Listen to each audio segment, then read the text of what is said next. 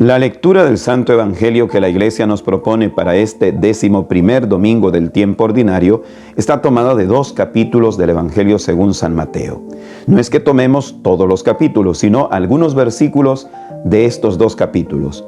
El texto está concretamente entresacado de San Mateo capítulo 9, versículos del 36 al 38, y también el capítulo número 10 de San Mateo, en sus versículos que van del 1 al 8. Allí Jesús lo encontramos con esa actitud de pastor bueno que se compadece de sus ovejas. El texto de entrada nos manifiesta cómo es la mirada de Jesucristo, nuestro Señor. Dice el texto de San Mateo capítulo 9, versículo 36, que al ver Jesús las multitudes. De entrada, contemplamos aquí que Jesús mira a las multitudes. Esta mirada de Jesús es una mirada, por eso podríamos decir, una mirada universal. Jesús no se detiene solamente a mirar un grupo o a una persona en concreto, nada más de modo selectivo o selectivista, sino que Jesús lanza su mirada profunda, su mirada amorosa a las multitudes. Porque ante la mirada de Cristo, todos somos importantes. Ante la mirada de Jesús, todos y cada uno importamos. Jesús no desecha con su mirada a nadie.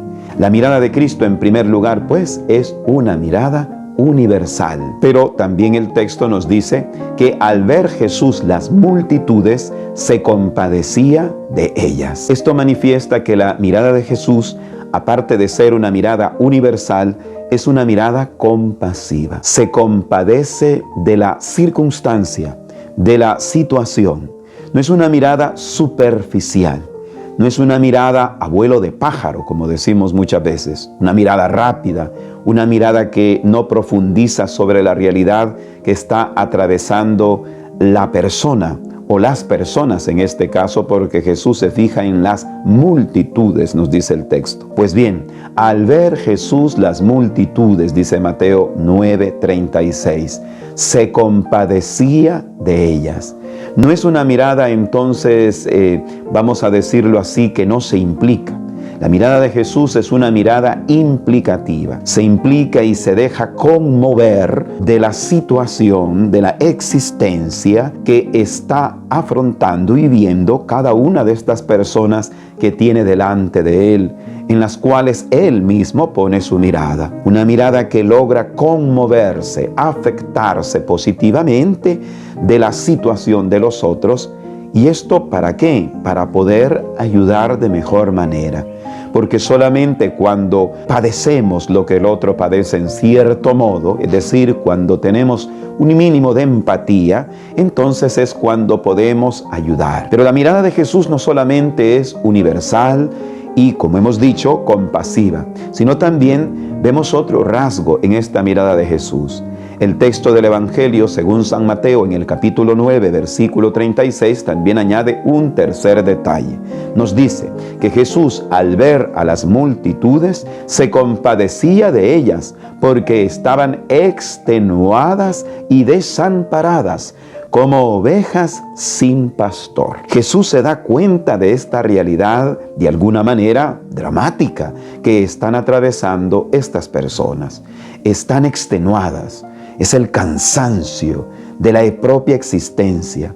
Estas personas están extenuadas, es decir, cansadas probablemente de su diario vivir, de su propia existencia. Probablemente algunos también están atravesando crisis existenciales. Ya no quieren vivir, ya no quieren luchar. Hay un ensayo de un autor actual, se llama Byung-Chul Han, que habla sobre la sociedad del cansancio.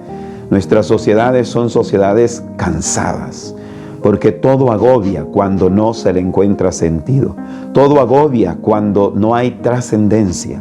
Todo agobia cuando Dios está totalmente ausente de la vida, del trabajo, del proyecto de cada hombre y de cada mujer. La sociedad de hoy, con su múltiple oferta de beneficio, de felicidad, de alegría, de estar bien, no ha podido saciar el hambre de plenitud que todo hombre y toda mujer tiene y que subyace en lo más hondo de su corazón. porque esto solamente lo puedes hacer Dios. De modo pues que el cansancio viene también por la pérdida del sentido de la propia vida, por la pérdida del sentido del propio sufrimiento, de la propia adversidad. Sentido que solamente podemos notarlo o podemos advertirlo en gran medida o en buena parte a través de la luz que lanza Dios sobre nuestras vidas. Pero también se nos dice que estas personas estaban desamparadas. Es el desamparo que provoca la ausencia del amor verdadero, de la paz, del apoyo, de la solidaridad, de la justicia entre nosotros los seres humanos. Valores que solamente pueden ser vividos en buena plenitud a través de la fe en Dios, de la gracia en Dios. Por eso es que a lo largo de la historia, aunque han habido muchos y muchas que han promovido el ser solidarios, justos y buenos para los demás, en último término hemos visto que a la larga han terminado aprovechándose de grupos sociales, de grupos de personas, y a la larga también traicionando a esos mismos grupos.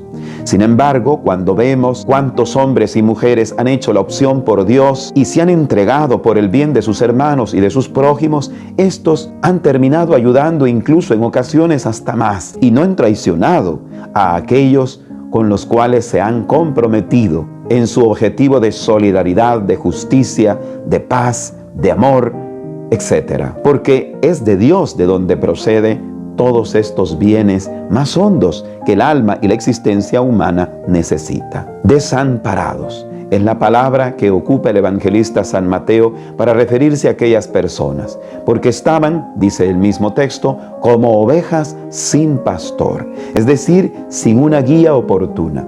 El ser humano necesita una guía en su vivir.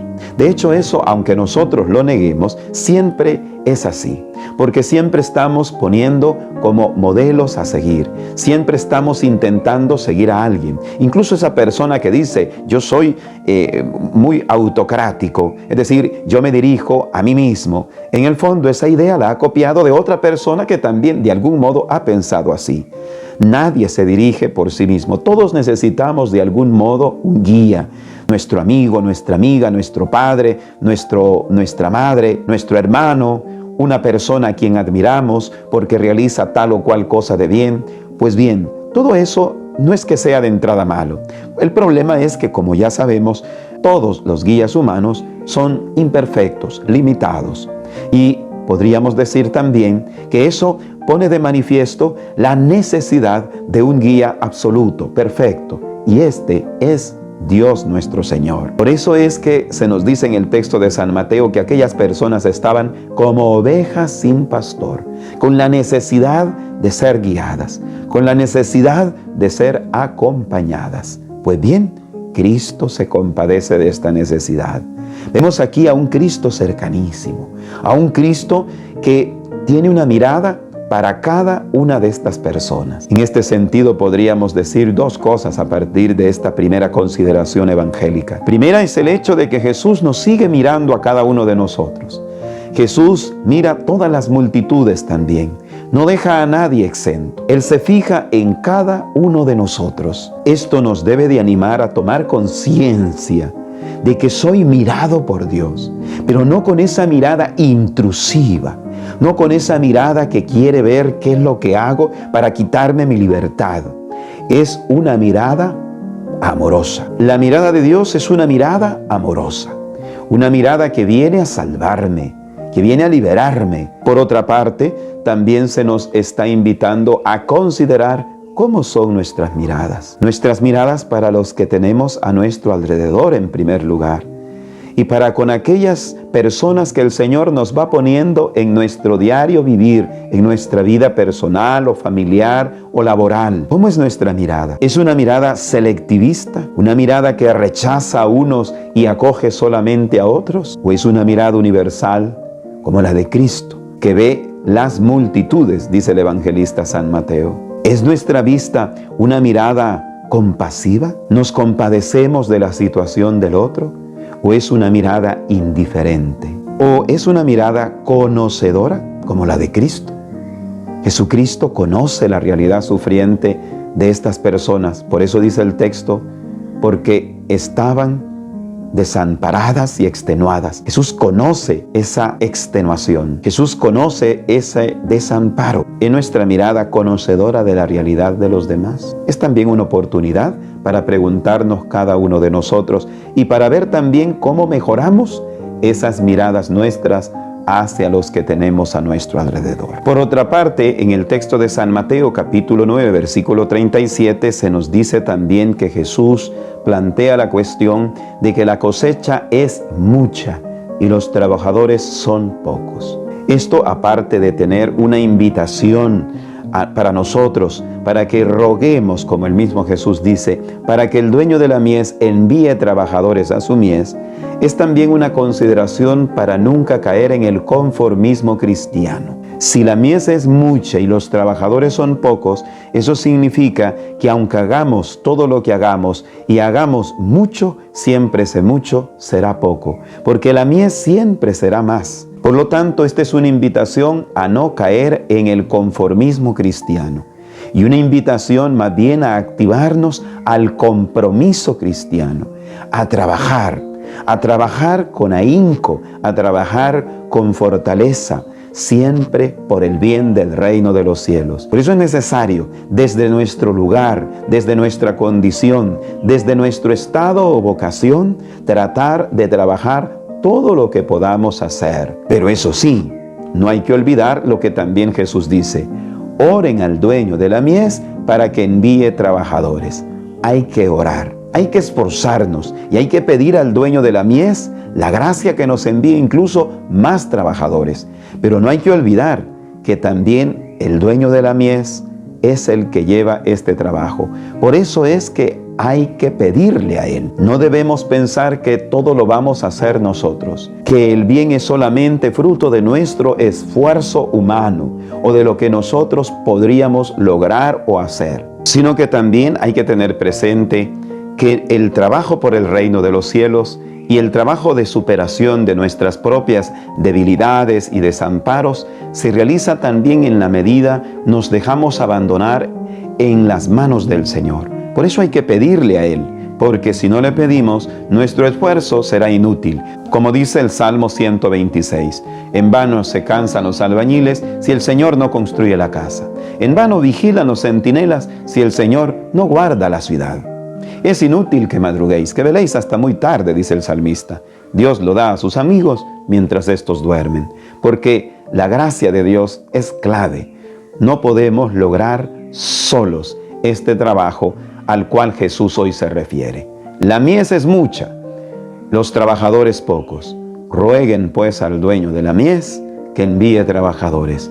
Rueguen también al dueño de la mies, podríamos decir, parafraseando esta frase de Jesús, que les envíe su gracia a cada uno de ustedes para poder siempre seguir adelante luchando por el reino de Dios en sus vidas. Una última consideración en la cual quisiéramos detenernos es en el hecho de la razón o el contexto por el cual Jesús, de algún modo podríamos decir, va a instituir a los apóstoles. Los apóstoles son los enviados. Dice la palabra de Dios hoy en este texto de Mateo capítulo 9 y capítulo 10, concretamente Mateo 9:36 y Mateo 10:8, que Jesús envía a sus apóstoles a curar a los enfermos, a expulsar los demonios. Entonces, una de las misiones principales de los apóstoles, aparte de anunciar la buena nueva de Jesucristo, es que vayan a sanar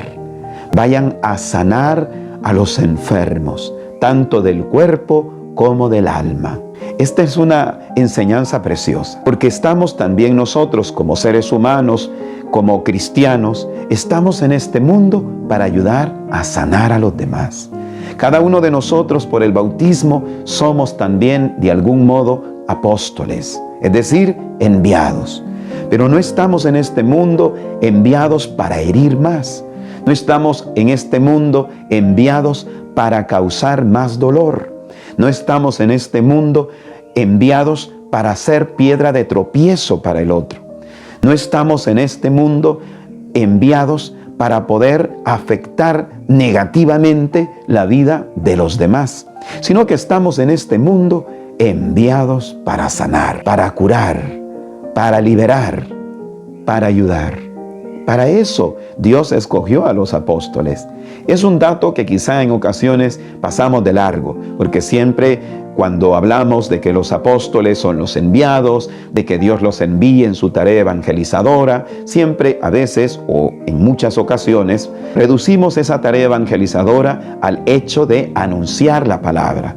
Y eso es una cuestión importantísima, no lo vamos a negar, como también es la oración por los demás, por nuestros prójimos. Pero esta parte del ejercicio concretísimo de la caridad muchas veces lo dejamos un poco olvidado. Pues bien, hoy en el texto del Evangelio de San Mateo, cuando Jesús ve este desamparo, este cansancio que están atravesando estas personas, es cuando entonces dice el texto que elige a los 12 en ese contexto, cuando Él contempla esa realidad y luego los envía con ese poder para que vayan a curar a los enfermos y toda clase de dolencia, dice el texto.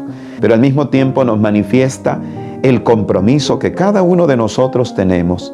Es cierto, muchas veces nosotros podemos decir, pero es que yo necesito que a mí me consuelen, porque yo también estoy afectada. Yo estoy sufriendo esta situación difícil, trágica, y probablemente tengamos algo de razón o mucha razón. Pero también es cierto que cuando nosotros nos compadecemos de los demás, podemos incluso aliviar nuestro propio dolor.